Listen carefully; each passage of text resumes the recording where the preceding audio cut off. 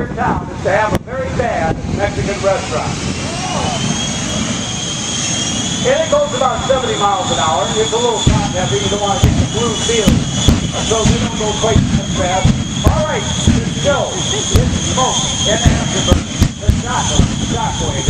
So, by the way, the family had so much demand for this particular truck that they constructed another one that wanted to be driven.